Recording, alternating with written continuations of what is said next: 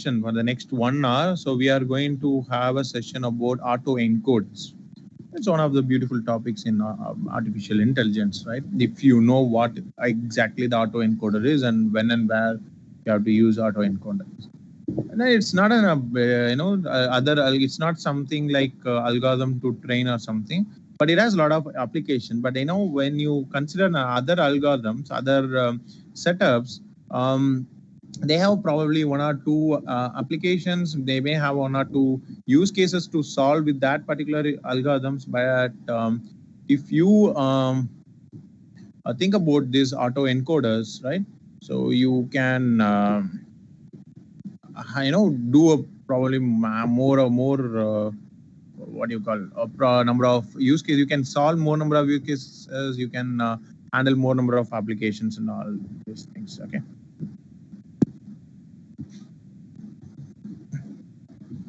Right. So what's the point? What exactly this autoencoder? Why do I need to have autoencoders? So the name suggests it's an encoder. That's it. It's an encoder, and you can have a decoder. And the ultimate, applications of this particular fellow is to compress and raw data, compress an image, and if you want to remove a noise, you can do that. So it's just a kind of compression scenario. That's it. If you want to compress certain data, you can use autoencoder. And autoencoder is generally an unsupervised machine learning stuff, which is nothing but it's a neural network. Autoencoder is based on the neural network, and it comes under unsupervised machine learning cases. The job is to reduce the size of our inputs. That's it, into very smaller representation. You can assume that I think I have an example.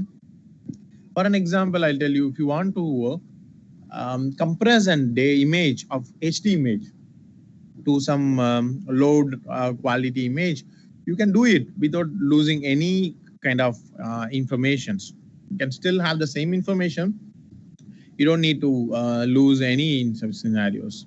And the other thing is you can reconstruct the same stuff from the encoded data, when I can say from the compressed data.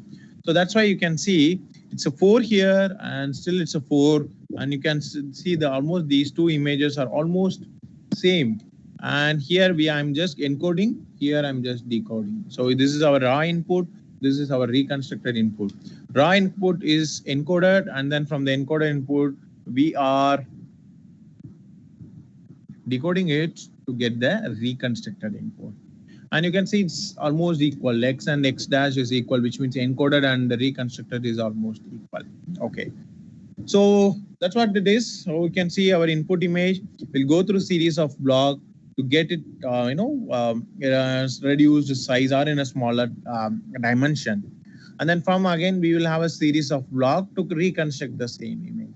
But one thing, it will degrade the quality of an image, obviously, because whenever you do stringing and expansion scenario, obviously you will lose some data, but it does the same. Your data, the reconstructed data may be an what do you call it? Maybe an degraded stuff itself, right? So that's autoencoder. But as I said, and you may think, okay, why do I need to use autoencoder here? I may go with other encoding and decoding technologies, right? But here you can see the name autoencoder, which means you don't need to do anything from the particular stuff. It does it everything on its own. You don't need to do it. It's completely automatic, and it learns what to remove, what not to remove, and what to keep, what not to keep. So all these things it knows by understanding the data. You don't need to do any manual configuration here. All you need to do is you have to create an architecture for these autoencoders. So then that autoencoder will does the job on its own, right? Okay. You might have heard, okay, even a PCA does the same, right? Then I can go with PCA, which is very simple and which is pretty straightforward. Then why should I go with autoencoder? PCA is less complex, whereas autoencoder is more complex than PCA. But still, you may think, oh, still you may think like, I can go with less complex algorithm. I can go with PCA stuff. Why do I need to have a complex algorithm like autoencoder? The answer is very simple. PCA can do any sort of analysis only on the linear data, right? Very common difference is PCA can do the same analysis only on linear data, whereas this autoencoder does the same on non-linear data as well, because it has non-linear activation functions. So it does that part also. And the other thing is it does not have a dense layer in the sense, so it doesn't have huge neurons and huge layers to learn and all these things. It has a very minimal count, minimal set of layers, and moreover, it has, from the first layer is around 100, the second layer will be around 70, the third layer will be, so it will, reduce the size as you go through the encoder. That's other advantages of using autoencoder. And then you can use convolution autoencoder. If you, let's say you are dealing with image or video, you can go with convolution based stuff. If you are dealing with some other text, you can go with other neural network stuff.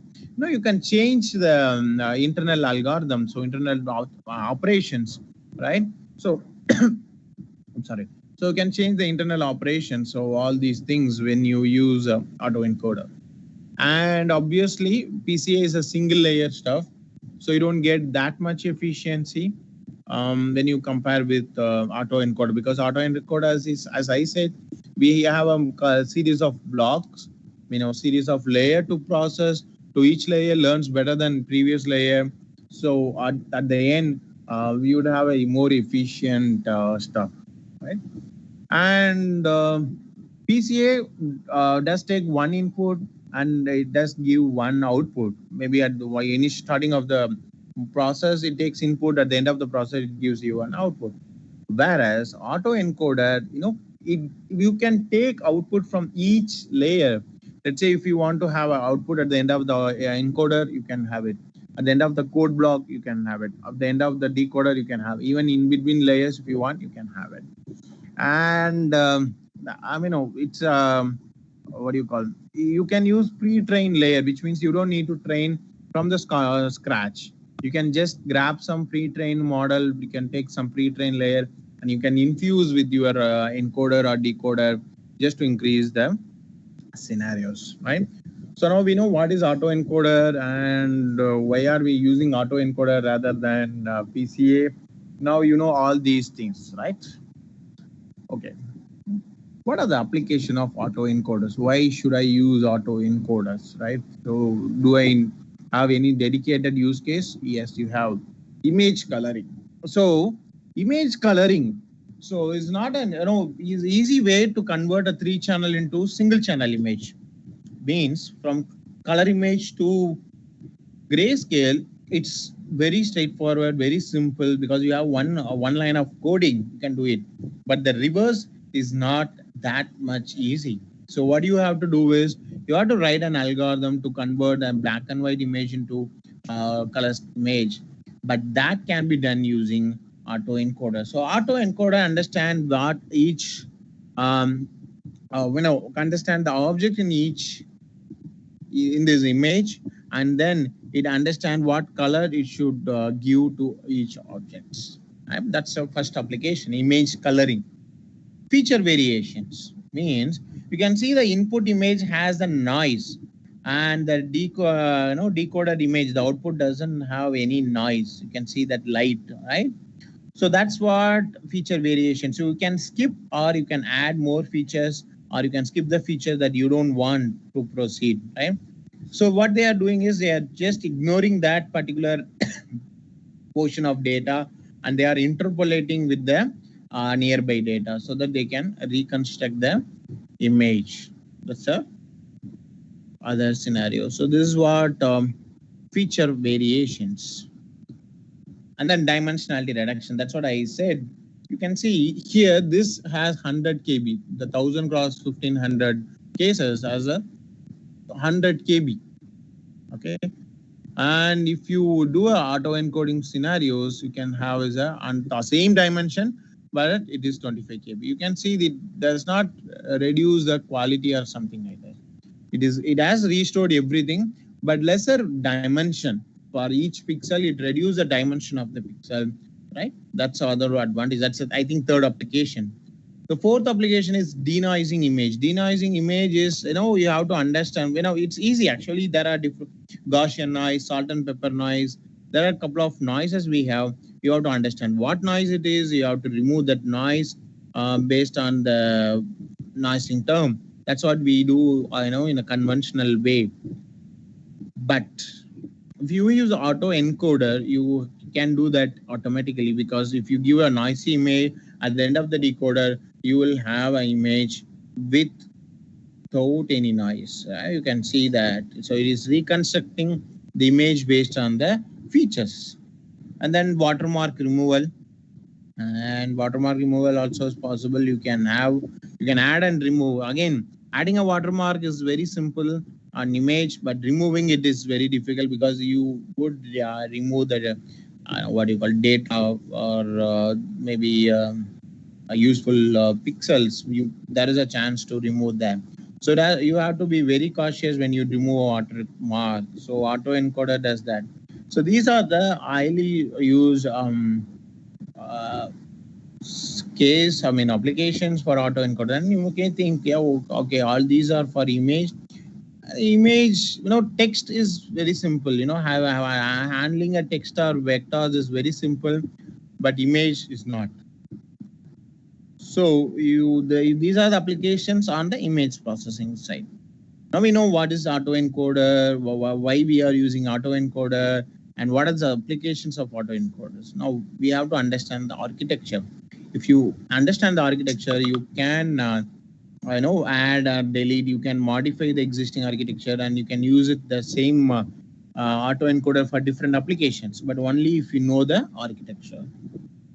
Okay, that's what we are going to see, right? Architecture, design, pattern, whatever you call. But in industry we call just as a architecture. So architecture is very simple. There is only three components.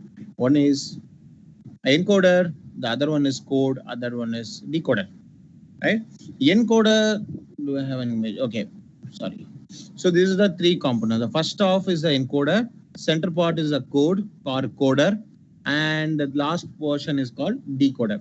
The encode, we know it will encode the image, it will compress the image, right? That's what we know. That compression, in technically we call that as a latent space representation. It's called latent space representation. So we don't latent in the sense internal or internal stuff. It's called latent. So what we do, what this encoder does, it converts. It's not actually converts. It's compressing, the process called compressing. The encoder compresses the input images into latent space representation or latent space vector. Right?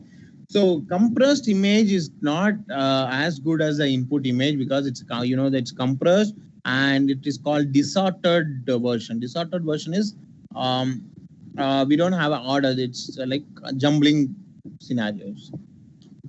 The other side, in between, we have a code. So code is the gate. It's just a gate which will think and allow the values to the decoder. So code does not allow all the values from the encoders to decoder. Instead, it does allow based on certain validations and all these things, right?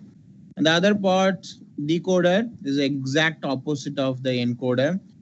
From the compressed image or from the compressed data, it has to reconstruct the original data. But as I already said, we will have a degraded version of the input image. So degraded version of the input image, that's what we'll have. And the code is the one. The code is very important. The code is what we call as a hidden layer. We can consider this way. If you know input layer, neural network, we will have three different layers: input layer, hidden layer, and output layer. In this autoencoder, you can consider the encoder as input layer, decoder is the output layer, and the code is the hidden layer. So code, the number of neurons in the code block should be very, very, very minimum as possible, so that it will reduce the, it will have a good compressibility or compactness of the model. That's what you can see. The definitions, all these things. So original image and its reconstructor from latent space, all these things, right? Or you can see that bottleneck. So input layer, hidden layer, and output layer. Input layer is nothing but encoder, and output layer is nothing but decoder, and your bottleneck is nothing but code called hidden layer, right? Like properties. What are the properties of autoencoder? Okay, data specific. The first thing is data specific. It can compress, decodes, encodes, whatever the term may be. It does a particular job only on the data it has been trained on. Okay, they don't for other neural network, you can train the data model on some other data set, and you can try with different variations of the same data in your test phase. It works where they work, but these autoencoders, they don't. They will work on the data only only on what they have trained, what they have been trained on. That's a data specific. Lossy, that's what I'm telling from the beginning. Like, we would have lossy data. We will have a degraded data when compared to the original input, because we are reconstructing the image from the compressed version, right? And then it's automatically, that's autoencoder, the term is called. Like automatically it learns from the set of data or with a specific type of input. It learns on its own. We don't need to do any manual operations. These are the properties of the scenarios. Okay, hyperparameters. I don't know if you know how it is hyperparameter. Hyperparameter tuning. That's actually a nightmare for an ML guy. So it's not easy to find the hyperparameter. So you have to tune all your parameters, and then you have to understand the trade-off between all these things. So once you know how to tune the hyperparameters, I know in a way, like tuning a parameters in such a way that tune value will give a better result, then it's called hyperparameters. That's it. Okay. So tuning a parameter is not an easy job. Even creating a model is easy, but hyperparameter tuning is very, very, very, very simple. That's why I named that as a hyperparameter hunter. You have to hunt it. You have to wait. You have to find. You have to trial and error. You have to go on trial and error basis, right? So that's what a hyperparameter hunter. And here we have 4 different parameters. Okay. So, this how it. That's what I said. It's not easy job to find the hyperparameters, right? These are the common memes. When you can see the frustration in the first meme. It's not easy to find the hyperparameters, or it's not easy to tune and parameters. The second thing, one does not simply pick hyperparameter. You cannot randomly pick an hyperparameter, because if you do that, you will see the trade-off. And this is I think my favorite types of headache, right? So when you have migraine, you have only one portion of head will give, you feel the pain. The hypertension, again, the backside. Stress maybe in one direction.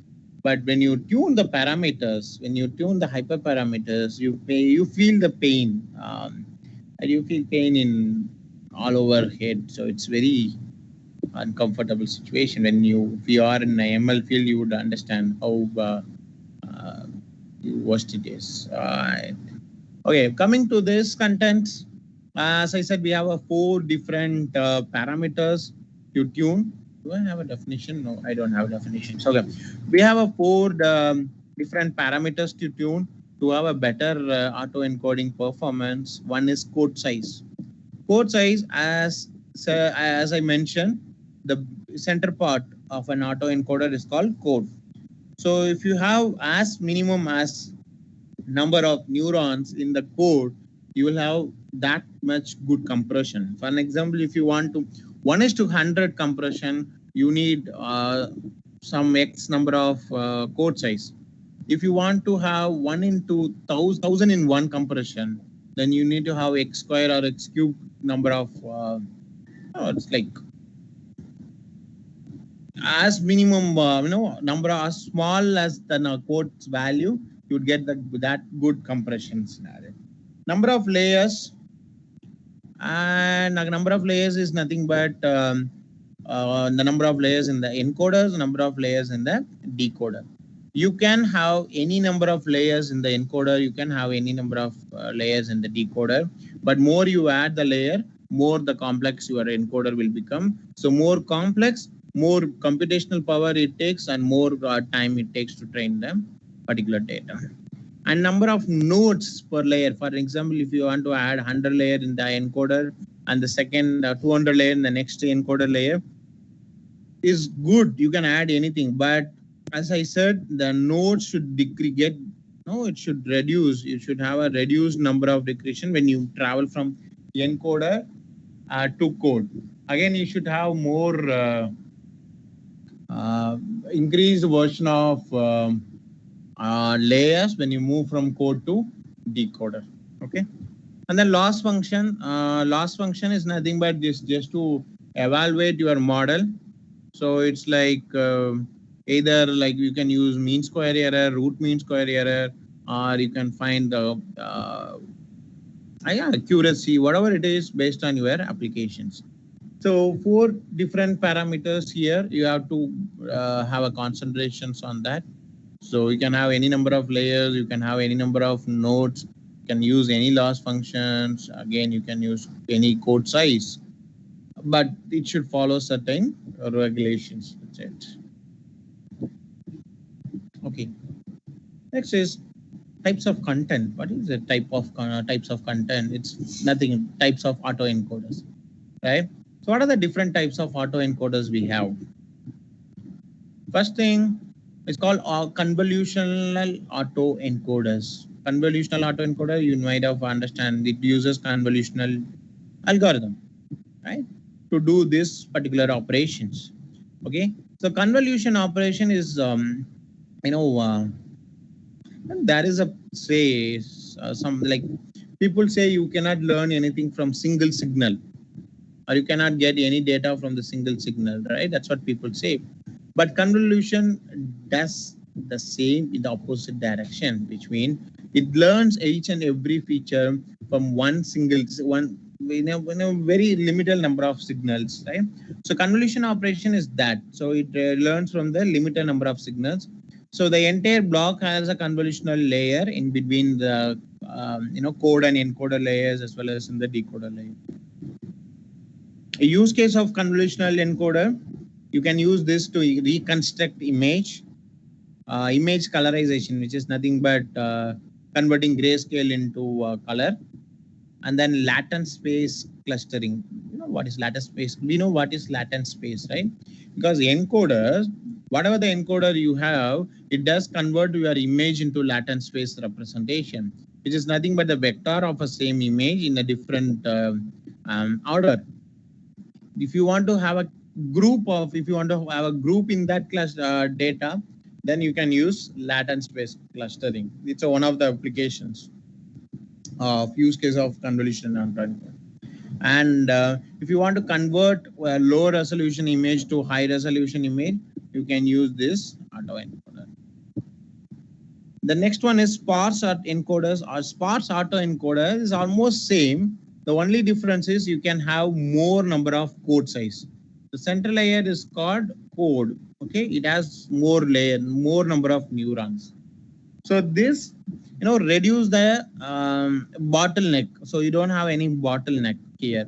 Okay, so we don't have any special use case about this sparse autoencoders, because anyway they have they use more zeros, right? So to reduce the complexity, because they are adding more neurons, so obviously it would increase more what you call complexity. So to have that, you can reduce that. Okay. And then autoencoders, the deep autoencoders. And deep autoencoder is nothing but having a neural network which have more layers of neurons and neural network, right? And in fact, this is the first autoencoder. This is the first autoencoder. It's generally based on MLP, multi-layer perceptron. Okay, so multi-layer perceptron. So you can have first 3 layers as encoder, last 3 layers as decoder, and central layer is called code. It's a first and simple encoder with the neural network, and you can use this on image search, data compression, and topic modeling. If you want to get one particular topic out of a data or out of a text, you go with this particular stuff. It's called topic modeling. So deep autoencoder is the first thing, and then they come up with the convolutional autoencoder, and then they are using a sparse encoder. But I don't feel like using a sparse encoder is good for your use case because it increases your it increases your complexity. There are other couple of autoencoders are there because that's are less often used. It's rarely used case scenarios. Now it's a time to code. So we are now going to codes. Okay. So code what? Code autoencoder using Python and then using TensorFlow. Right. That's what we are going to do now. So I'm going to use Colab because Colab is an online tool. You don't need to install anything. So I'll take. I just going into Colab.research. It will get you this page. I'll search for autoencoders. Yeah. Oh, these many autoencoders.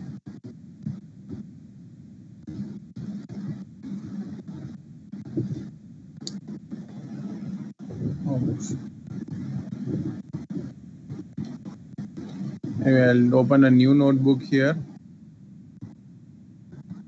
I have a quote.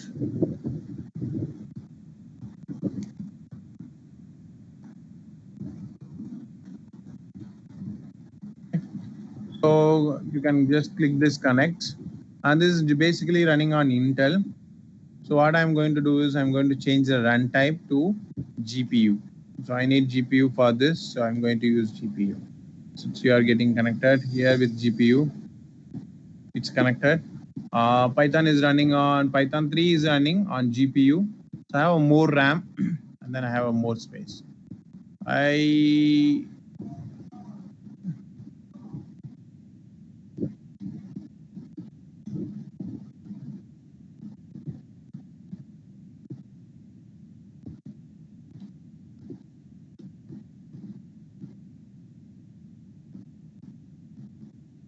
This is a code I'm going to use. I'm going to use an TensorFlow. In that, I'm going to use Keras. And from TensorFlow, I'm importing in the layers. So TensorFlow has all the modules, whatever you want, you can use this. And what I'm going to do is I'm going to use inbuilt data set, that is MNIST digit recognition data set. This is the data set I'm going to use for this demo. It's an inbuilt data set. You don't need to load image.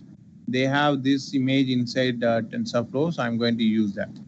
So for that, I'm going to define my encoder, and then what is this? I'm going to encoding dimension is 32. No, so it's simple, 128, 64, and encoding dimension. Again from 64, 128, 784. This is what our in between layers. So this is what our code. So this is what our encoder and decoder. Right? So you can add any number of layers. I'm just adding a simple case. I'm not going for multi-layer. I mean, I'm not going to use convolution autoencoder. It's a simple, deep autoencoders, right? So you can, here I'm using keras.model as autoencoder, decoder as the entire stuff as the model. So you can see I'm giving decoder stuff as the encoder, auto encoder. This is our final scenario. And this separate stuff, two different model you can see. One is auto encoder, other one is encoder, and this is our input. So you can see that same input here. Okay, this is for defining two cases. I'll show the summary. This is encoder summary. So we have 784 input layer, that is to 128 layer, then 64 next 32. And if you want to have decoder summary, this is what decoder summary. So we have 128, 64, 32, 64. This is our entire model. So starting from the input layer to the output layer. So you can see this is 784, 784, 128, 128, 64, 64. This is the code. So code is 32 here. Right? This is our entire autoencoder. This has both encoder and decoder. Right?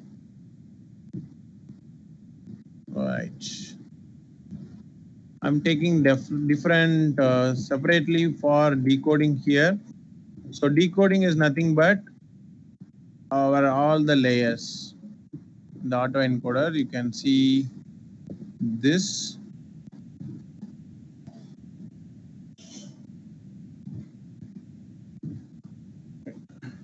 So actually it is from 64 to 128, 788.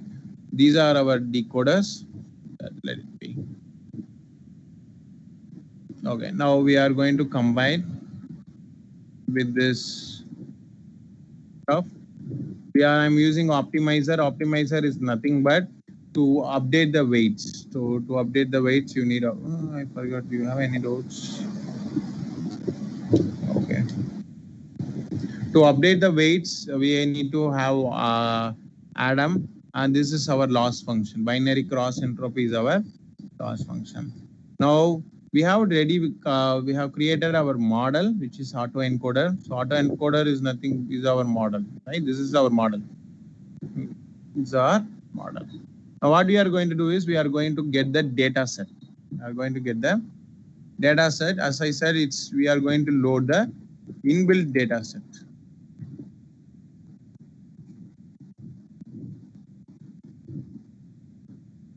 This is what I'm taking inbuilt. I'm just taking only train and test image. I'm not going to take the label. Downloading, this is done. I'll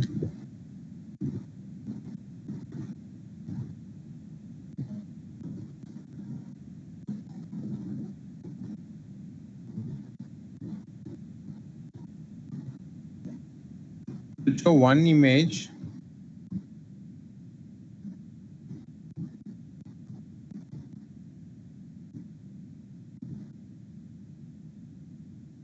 So this is the first image, 5. Okay, this is the first image, 5.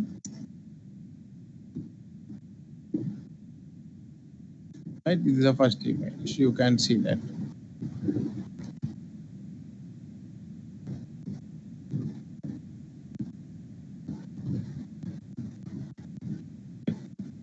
You can see 5 is the first image. If you change the number, I'll take the 5 number, the other image 2.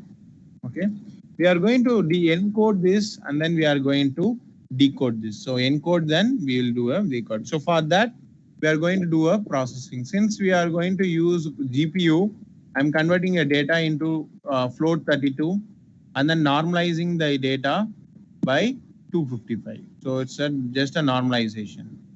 And you can see the shape is 60,000 images in training and then 10,000 images in the testing.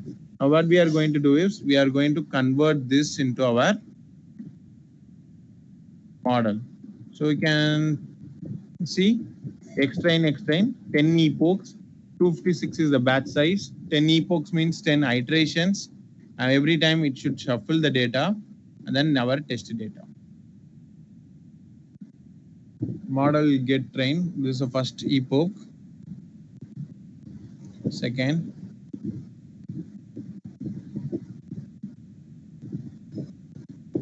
you can see the loss. The loss is around 0.1. Okay, the loss is around 0.1. Now, what I'm going to do is I'll show the encoded image and decoded image. Encoded image and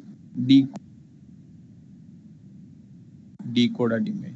I'm giving the test data to encoder to get the encoded image, and same for the encoded image I'm sending to decoder to predict the decoded image.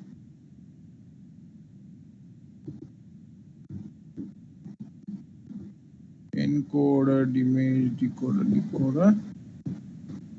Sorry.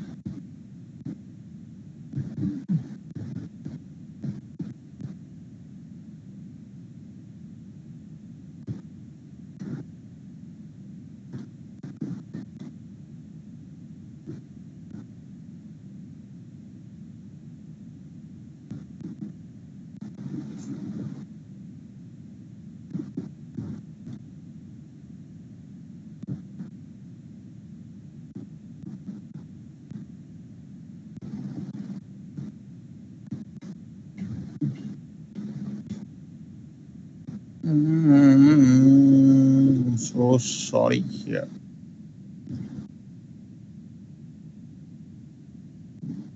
To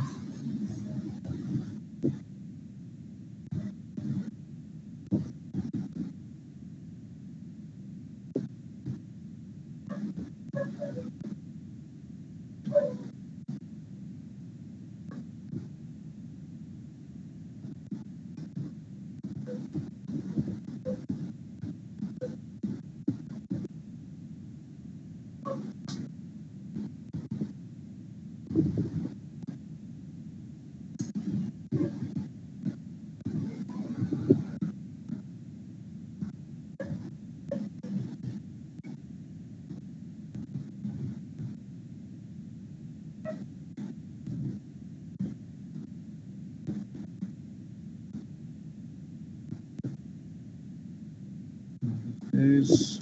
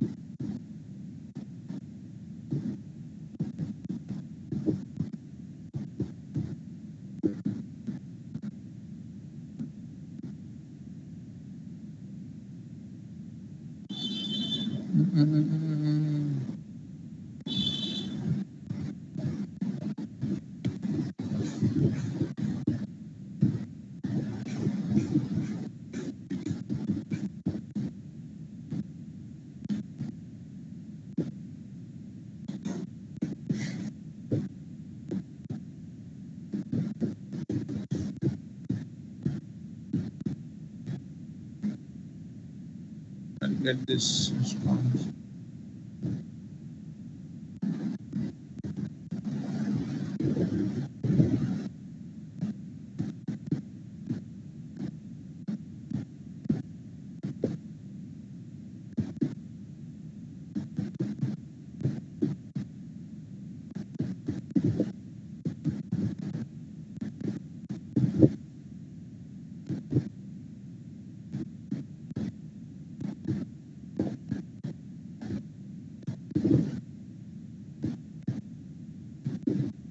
So meanwhile, I'll first show the input and encoded image. So then I can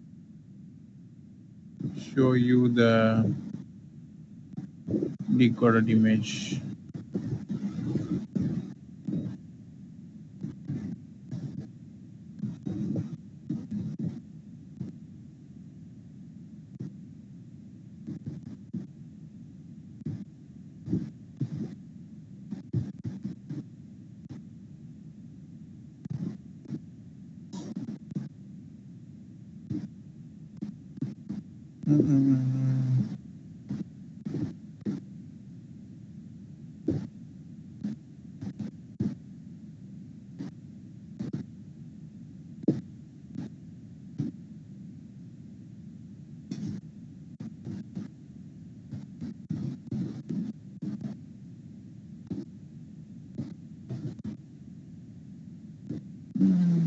Finish that.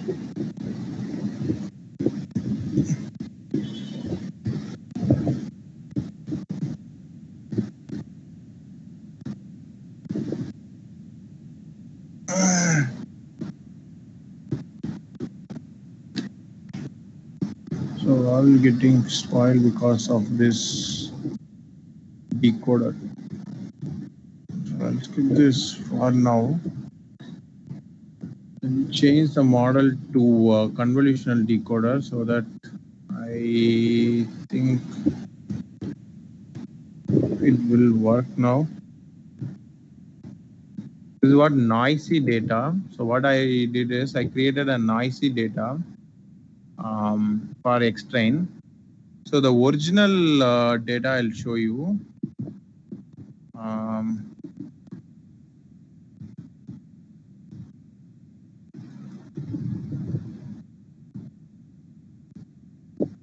This is the original data.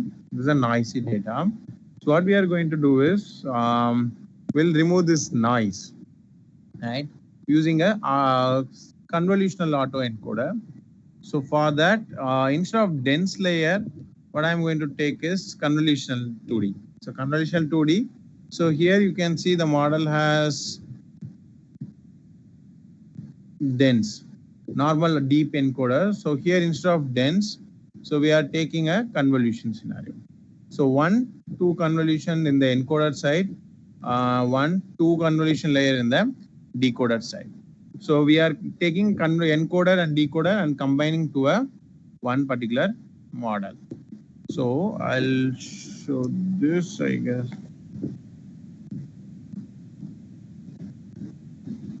This is an autoencoder for using convolution autoencoder. You can see 28, 28, 14, 7. See again 14, 28. This is how it is going front and back.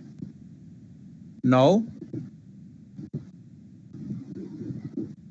we train this data. So here I'm giving noisy data as well as original data. Noisy data as well as original data.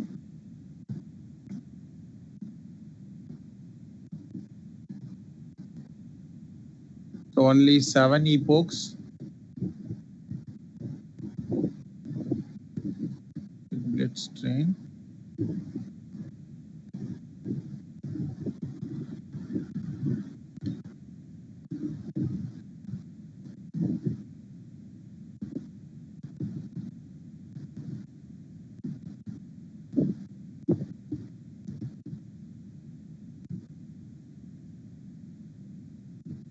So meanwhile, if you have any doubts, you can ask me.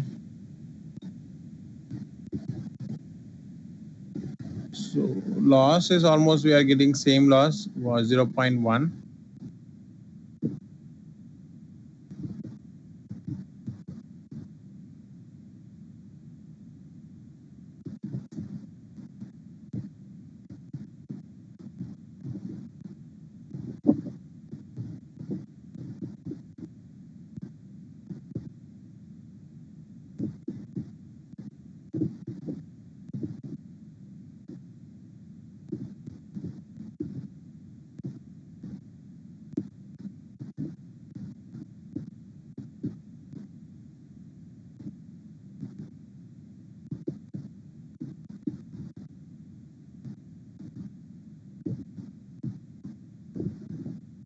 It's done.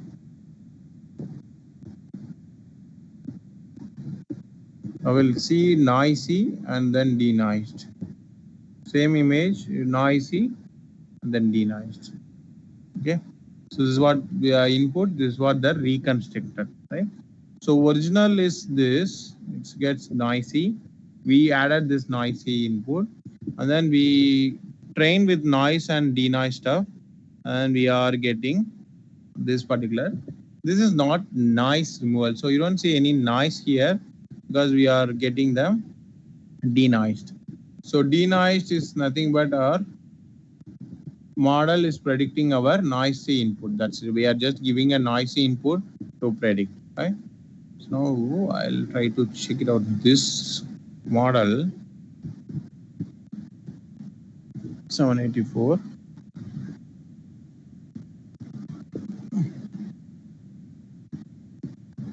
Encoding dimension activation ReLU input image, and then decoder into, I'll remove these two. I'll come on this one. Autoencoder model input image decoder, and encoder equal to input image. Okay. Now check out. Encoded summary, I have only one layer. Encoded input is done. Auto encoder is 784, 32, 784. So these are our layers, right? And then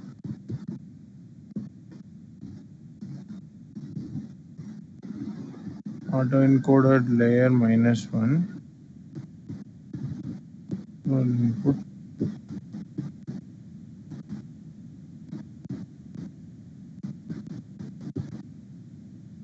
Input is our decoder.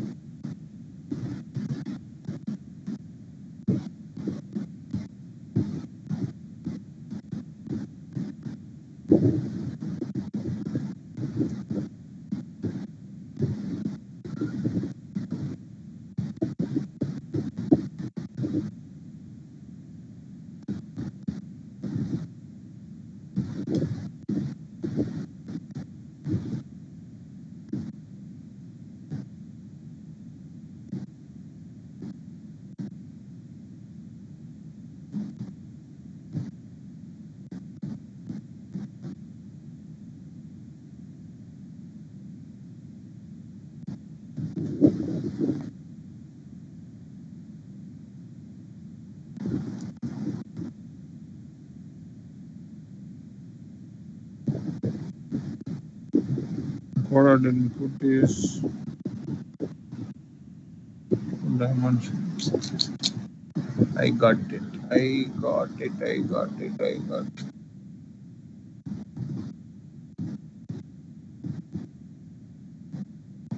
So we have now a decoder is 32784. Compile. We'll do the analysis now.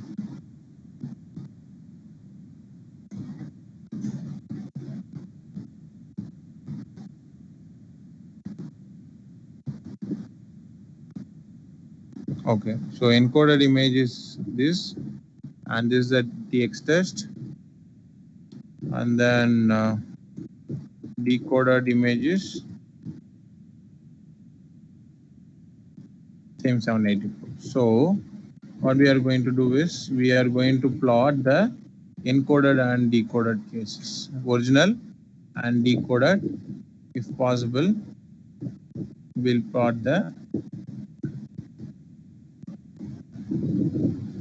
original image. I try to plot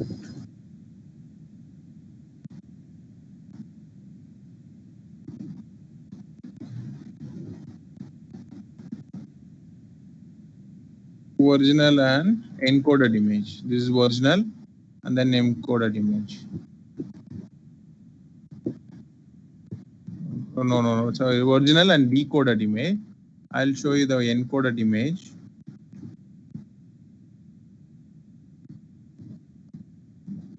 Encoded images. Oh, it's 32. Right. Cannot do this. Okay, this is what decoded image, right? So this what is a decoded image? So original image, and then we encoded into the. So this image is 28 cross 28, and then we decoded into, encoded into 32. Encoded into 32. And then from 32 pixels, we are reconstructing to 784 pixels. So the entire stuff is 784, 32, 784. So here, what I did is I removed few layers. So it's our input image cases. So you can add more layers, but if you add more layers, you have to be very careful when you design the decoder. So we had issues in the decoders because we didn't have an equal number of layers in the decoders. So that's the issue we had. So if you want, you can add these two. You can just command these two, and then you can add all these things, right? So you can just add this encoding dimension here. That's it. So you can try different this, just to command this, and then you can uncommand this, and you can check it out these scenarios. So ultimately, what we are trying to do is two options, two things we have done. From the original image 784 to we converted into 32. Okay, and then from 32 we have converted back to 784. This is the first step, first use case we did. And the first model, this is what it does. It did. The second model is we have noise image, right? And to be no noise image. That's it. This is what we did. Okay, using encoder and decoder, we have a noisy image. At the end, we removed the noisy. That's what you can see. So in all these things, we have an intermediate surface 32. I mean, here you can see that 32 is a dimension, but 7 cross 7 is a image type. Okay, so 28 cross 28 to 7 cross 7, again backs to 28 cross 28. Okay.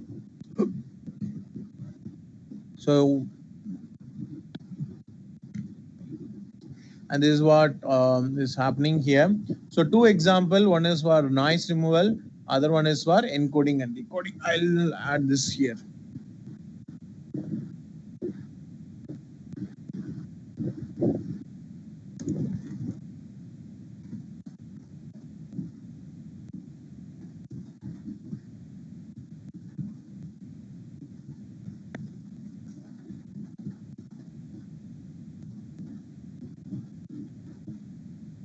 So this one is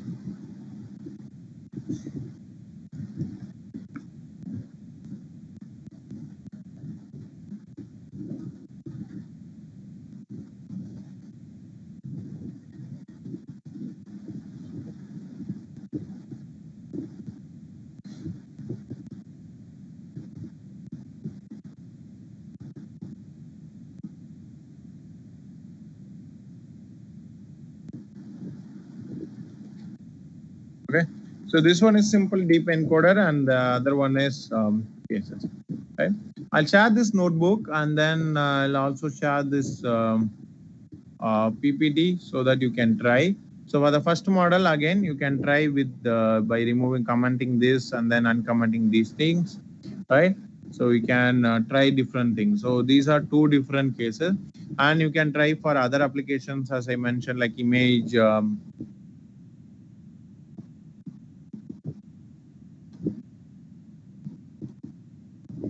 So you can try with the image coloring, decoloring, and then you can even have a dimensional reduction, all these things. Okay, so that's the thing I guess I have for encoding, right? So you can connect me at, you can connect me on LinkedIn, and you can check it out my company website, and then you can check it out my personal website, just sharmasaravanan.com.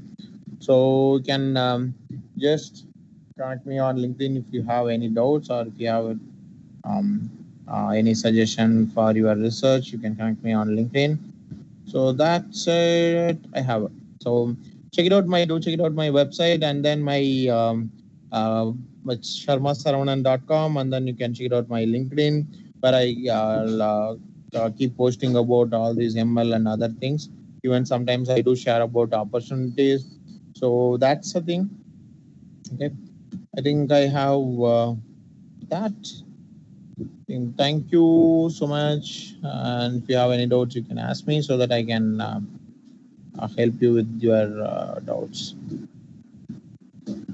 Thank you, Renuka. Thank you so much for the feedback. Then, so you can share me your feedbacks if you have, or you can just ask me any questions. Participant, if you any doubt, kindly ask, or otherwise put to the chat box.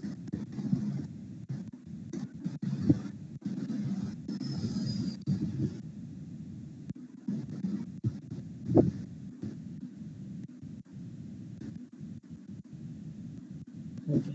Okay. Thank you, sir. Thank you very much for accepting my invitation. Right. Nice presentation. Thank you, sir. Thank you very much. Thank you. Thanks. So I will share all these materials so that you can share with them. Okay, Right. sure, sure. Thank you. Thank you, sir. Thank you very much. Okay. Thank you. Participant, today assignment question I will host on the WhatsApp group now, right? If any other doubt,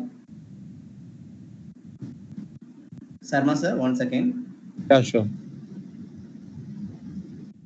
Okay, Renuka. Thank you. Hello, sir. Yes. Ask to him. Yes. Yeah. Sir, I have a question, sir. Yeah. If we want to use autoencoders for classification, is it possible, sir, for that application? No. Autoencoder is not meant for classification. So if you want to use classification, you want to design a classification, you have to either use Learnet5 if it is an image, or other stuff like RNN, LSTM, and Inception V3. So that kind of algorithms work for you if you are intended to use a classification. But if it is just these things just for compressions and all. Okay, so we can go for enhancement also can be done, sir, with this autoencoders. Yeah, enhancement you can do it. Yeah, feature enhancement you can do it. Let's say if you have image stuff and if you want to have just to remove few things or highlight few things, you can do it. Okay. Okay, thank you so much, sir. Okay. Any other doubt?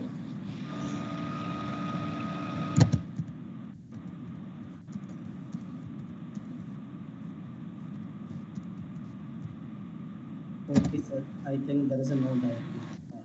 Okay, fine. Okay, thank you. sir. Thank So you. I'll share the data or link for these two, so you can just share with them. Okay.